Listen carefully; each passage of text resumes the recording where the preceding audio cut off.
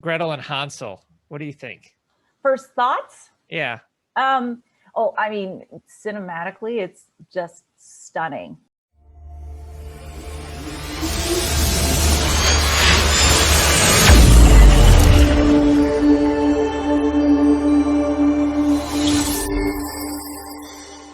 That's probably one of the most beautifully shot cinematography wise films that I've seen in a long time. It really is. I agree. And the color palette they use, did you notice how they used like a yellow, like a thick yellow all the time, almost like an amber? So things looked warm and calm, but almost sickly too. I kind of noticed that. Right, right. There's this good, cool juxtaposition between that yellowish tone that you even saw. Yeah. Really kind of almost centered around Gretel most of the time. But Right. then when you introduce the witch character or they're out in the forest, you're either going to get these really deep, dark blues, almost violet black, or red. Yeah, absolutely. Yeah. I mean, it really sets the mood and tone. And what made me think about that was, you know, this is vaguely familiar to The Witch, right? The Witch is a fantastic film. It's vaguely familiar, but the visual display of color tones, things like so different, but it really works, I think, with this film to set the tone, and then the creepy music, right? Yeah, of course. So what did you think about the overall story itself? Because there was a few subplots in there. Thematically, it was pretty obvious what they were talking about. They were talking about no gift comes for free, right? Every gift has a price. So we automatically know what the theme is, which is fine. Thank you for that, right? Yes. But what do you think of the way they used that throughout the story? Because it really is pretty interesting. That's really kind of interesting that you bring that up, because obviously it's supposed to be kind of a take on the original fairy tale. And which, these kids in the forest, and then they find this house, and the witch gives them these treats, but not at the price of their own life, because obviously she's there eating children.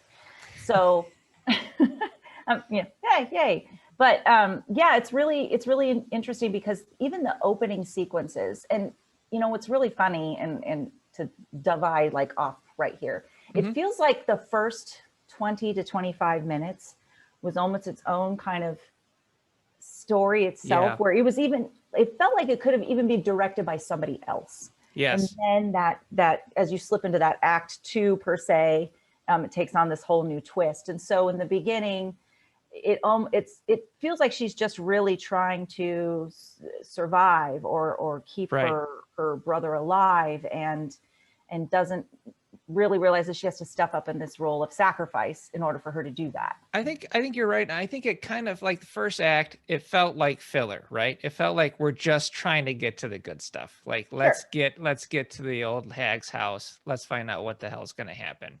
Right. And I felt that when the kids were eating mushrooms and tripping out in the woods, and I was like, what's going on here? Why are we doing this? It's like Alice in Wonderland. Yeah, this isn't necessary. Yeah. But at the same time, I understand why they're doing it, because they want to build up these two kids. They want you to see what they're going through, the struggles and everything, and the love that she has for her brother, and how much she cares and respects his sister. So they are able to do that. It does work, but at the same time, you're kind of chomping at the bit. Like, you want, like, where is this house? Like, you can't wait for it to happen. Yeah. I thought that was good. The other thing that I thought was really interesting was the fact that mom wanted to kill the kids and force them out of the house. Now, I want to get your take on this, because this is what I think, and I want to see what you think. Is that because, now guys, this is spoiler alerts, okay? We're breaking the film down. So if you haven't seen it yet, so be it. So Gretel has this dark power, right, that witches have.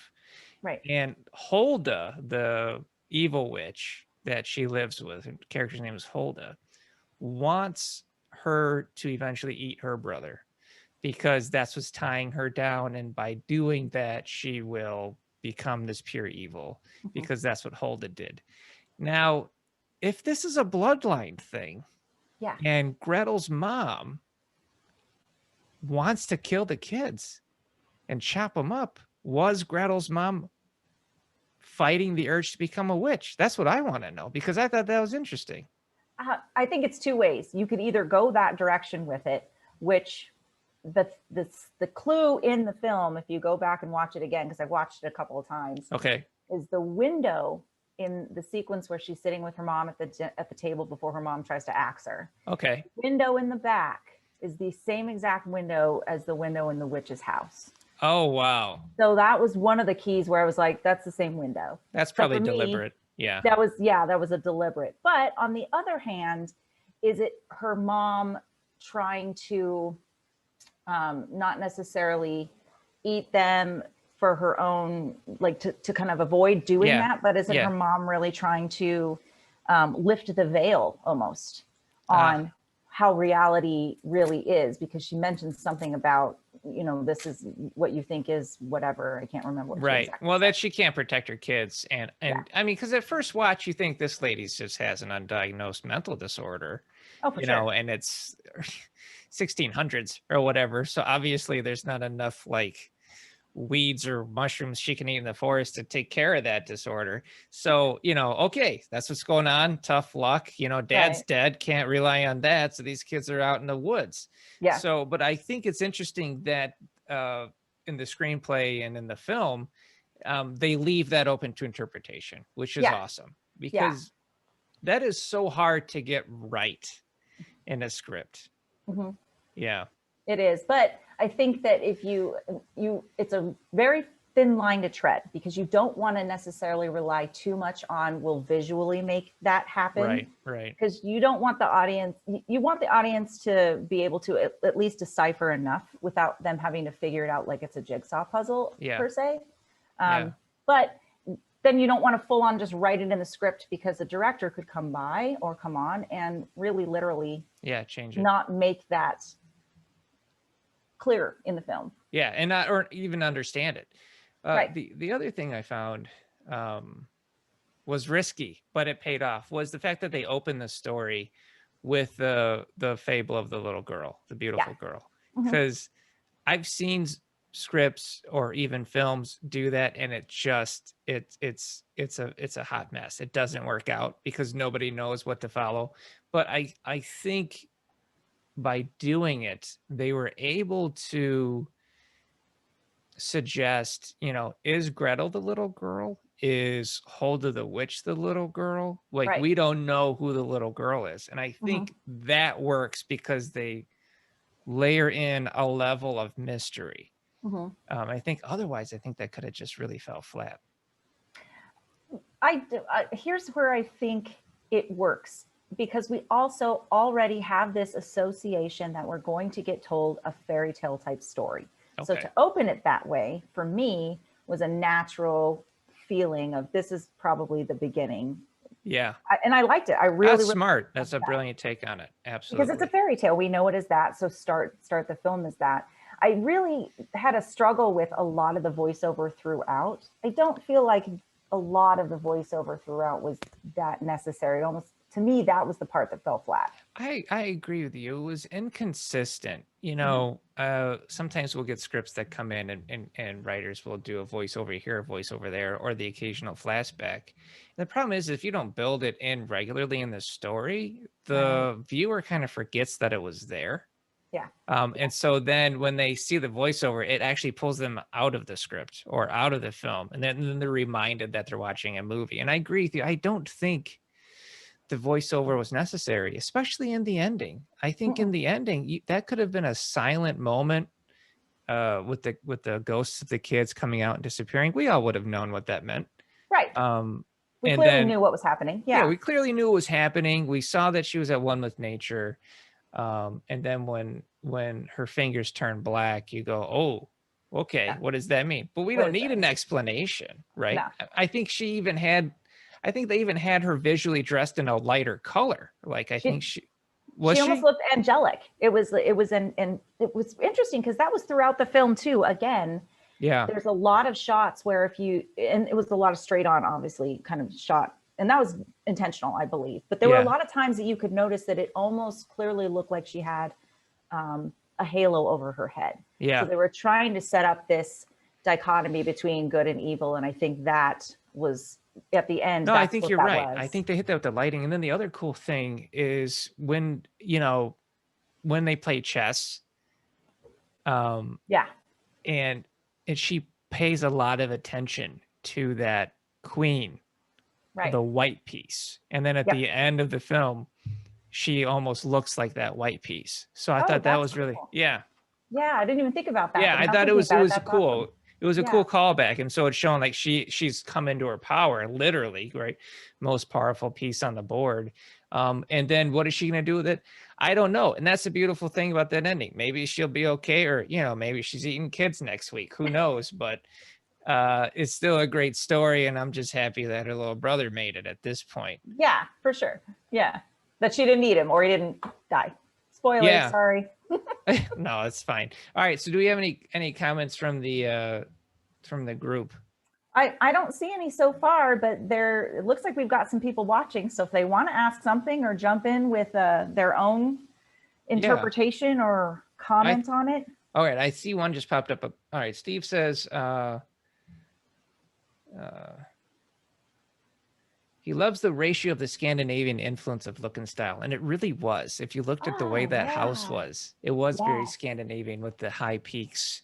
And the other thing was, it also reminded me how they kept using triangular shapes. Triangle, yeah. Right, for like corners of a pentagram. Mm-hmm. Right. And you saw it everywhere, from the beginning where they have the story with the enchantress with the creepy lady with the long nails, whose fingers weren't black, and I couldn't figure that out. But she had some sick nails going on. But she was sitting inside of a pyramid, like a triangle. Right. And then they worked that everywhere you could see. There's always in the windows or anything like that. I think just, you know, visually reminding you like, hey, these dudes are witches. Yeah. Which I think really works out. And her hat too. The hat. I mean, we associate the witch's hat with having that point, with seeing the triangle, and they really did a good job of doing that with the costuming. I totally, you know, I didn't even think about that, but you're absolutely right. And how about Alice Krieg's performance as Hulda? Holy crap! She steals the film. Like, to me, oh my god. Mm-hmm. So good. I mean, so she played the Borg Queen, right? Which is an awesome Star Trek villain. But for any Trekkies out there. Yeah, right. And so having her play the character and just watching how she would play off of Gretel's lines. And there was a moment in the film where Gretel is able to draw the staff. So she draws the staff. And then if you see Alice Krieg's reaction as that character, it's bliss and horror at the same time. Sure. It's like she's excited and threatened. I was like, oh my god, it's so brilliant. It was so good. It was so good. That's such a good scene. It is. And the scene where she sits across from her when Gretel made her the tea. Which she clearly knows what tea it is, but there's this whole exchange that it's the same thing. Yeah, where down she's the really hatch. trying to, exactly.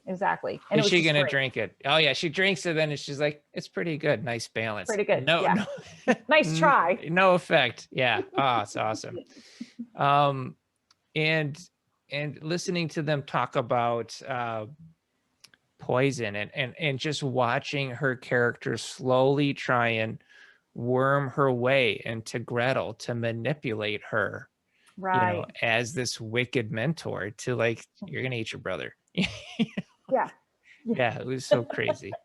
But here's what I think is interesting too, and I've thought this both times that I saw the film, but then obviously thinking back to the fairy tale. But then the time that it's supposed to be set in, which I'm assuming is during some phase of the Black Plague. I have no idea. Famine. Yeah, maybe. That's kind of the feeling that I get. But the fact that it's one thing that we know in the fairy tale, she boils the children and eats them. Right. But this one was so, I don't want to say gory, but it really went to the core of a horror film for sure. Like consumption of flesh, and the fact that these kids are absolutely just starving because of the life that they've just come from. Yeah, because they're poor, because they don't have any resources, they're hungry. I mean, at one point early in their film, she was openly potentially having to be a prostitute for a lord of a house just Yeah. to feed the family. And she said no, which was awesome because you immediately empathize and sympathize for that character. And then putting on her responsibility for her little brother. I mean, Right. you're just behind this girl, which is Yeah. fantastic. There were some subplots that weren't going anywhere, right? So there were some setups. You had Hansel and the axe, and Hansel and the saw and the shed. That didn't go Yeah. anywhere. It was Yeah. awesome setup. You're thinking, all right, this kid's gonna go in this shed and find bodies hanging upside down or something. Or kill himself or whatever. Yeah, or you know, something's gonna happen with the shed.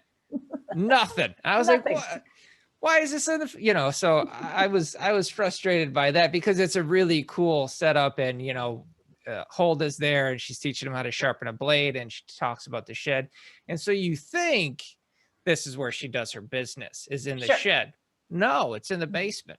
Yeah, which is so interesting. Yeah. I'm glad that you said Hansel, because he's the one that, and no kind of knock to the actor, but I feel like his character was almost just a prop, really, or kind of an element to drive the story.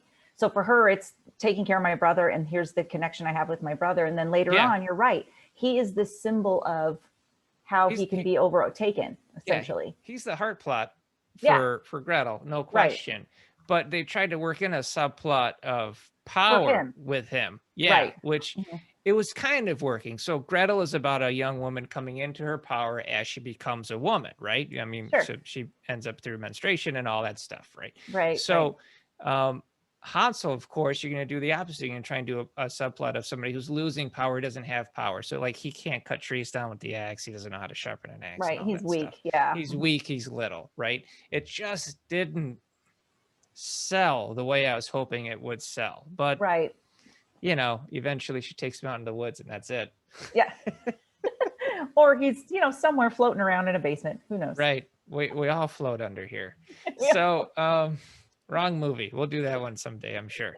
So, same actress, wrong movie. Yeah, that is the same actress, isn't it? Yeah, that was. She was killer in that one too. So, what did you think of the young Hulda, that the actress playing that witch? Oh, well, I mean, obviously she was beautiful. Yeah. I mean, yeah. I still feel like, and I don't know if it's because it was, again, she's really just trying to change her visual so that she doesn't appear to Gretel in that first basement sequence. Yeah. As Gretel would recognize her. So of course she's going to take her younger form, but it almost feels like it's this, where she's kind of trying to hang on to a youth element as well. Right. She's still trying to be young. Well, I don't know, because at one point she says she took on the guise of an old woman in order to seem feeble and draw children in. So it's murky, but I thought the way they introduced the young Hulda was great, because you see the blood drain out of the pipe.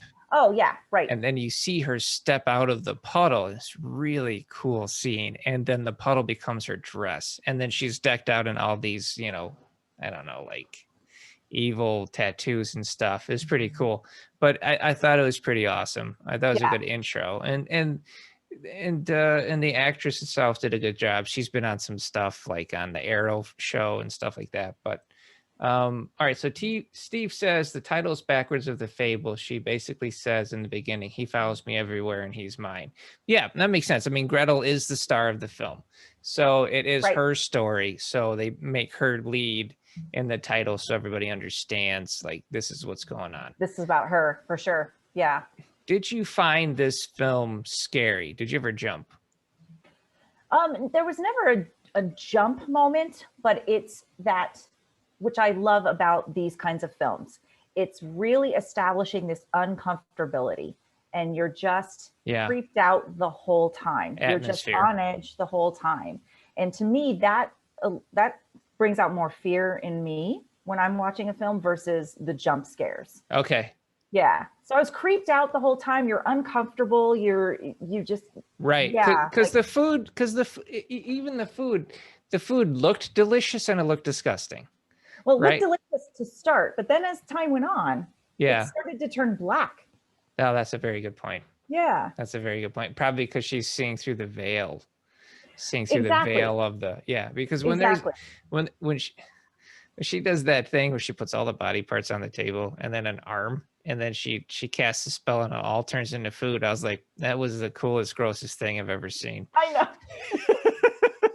Actually, it's when she goes out in the forest and she throws up in the dirt. I still just like, oh, Yeah, gag. totally. So I gross. can't do it, but I know why. Oh. Yeah, exactly. So no, that was cool stuff. So the oh, what did I wanted to say? I wanted to say with the magic element of it, I liked that it was they were using parts of nature, right? So she would go outside and she could almost like talk to the trees in this weird kind of worky way, and the trees were drawn to her, which I thought was really cool. Right.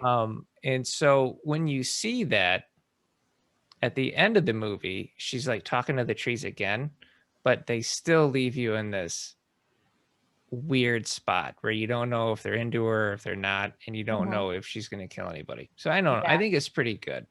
I think it's using that your spirituality to connect to nature. But I do like the elements of the witch explaining how the things in nature, down to the seeds and the plants that we use, those are what kind of create that energy for magic. And I really thought that was better than just, hey, I have magic powers. It's magic. No, I mean, it had to be hard to write that too, and even kind of figure out a good way to explain it. Right. So for me, I'm a sucker for audible jump scares. I'll zone into a film so much. So they do that. They calm you down, and then you hit like a big scream section where the little girl walks by and like, and it always gets me. And they did rock a few of those, and I was like, really? But they were doing it and working on that little girl thing and trying to weave her into the story more. And you think, because this happens so much with a little girl, there is going to be more to it. Sure. But eventually you just kind of find out, she probably died in the woods. Yeah. That I wonder that too. I'm just like, what happened to her? Did her mom come kill her? Like, I don't know. We don't know. We don't know, because the last we saw her, she was the one leading these children into the hole. Right. And then now her mom's got the house on top of that hole. Yeah. So where'd she go? And it's a nice red herring, because you think that Hulda is the little girl, but then Hulda's like, nope, that's her mom. And you go, okay. And then where the heck is she? Yeah. Did you eat her? I'm assuming. I'm assuming. She's a hungry chick. So the ending wise, I felt the ending was quick. I thought the ending could have been drawn out a little bit more. She's young Hulda at this point, young witch, and she's gonna have Hansel go up and then basically get barbecued in this like open pit, which was jump off and sacrifice himself. Yeah, like instead of the oven, right? This was more like an open fire pit. But it's fine. It's visually it looked cool. And Gretel's fighting her, and then eventually is able to like decapitate this chick with her own staff. I thought it was fast. I wanted her to be just a little more drawn out, but I wanted more of a battle. I mean, if this witch is as powerful as we have been led to believe, how almost just too easy it is that a young witch can outsmart her by the moves that she makes, the maneuvers that she makes. I mean, how did she not sense that magic was happening? Yeah, and I guess they're just trying to say that Gretel is that powerful. That's the only excuse I could give them. Right. But the other thing is, what'd you think of her last line of dialogue? What was the last line of dialogue? She says, "What a world." Oh, yeah. And what are they calling back to that? They're calling back to the Wizard of Oz. Wizard of Oz. What a world, what a world. I didn't even put that together. I was like, oh, I think it kind of cheapens the death. I don't know. I didn't even click that in my brain. Oh my gosh, you just pointed something out. Right? Totally when the witch hit with the bucket of water, she goes, "What a world," and she, melts. And so I was like, I mean, okay. I understand why they did it. But it was pretty crazy. So what do you think this script could have used or You know, film? honestly, I mean, visually stunning. Yeah, I beautiful. think the performances were great. I feel like it was overall kind of a smart business decision, honestly. Yeah, Because it's pretty much 3 actors in a single setting, essentially. that's true. It is pretty bare. And very, you know, enough to kind of really create a creepy story. I really wish that I had more of an emotional connection to Gretel, or Yeah, had more of a really fearing for her or fearing for Hansel. And right. it just wasn't there. It was, yeah, she's the protagonist and you want her to eventually win, but there was a lacking of a Stakes. connection. Yeah, a Yeah. connection from an audience member to that character. I think you're right. You're never worried about Gretel. You're never worried about her. You're never worried about her safety. You're never worried about her getting, hold of deciding, I'm just gonna eat this chick too. You're never worried Right. about that.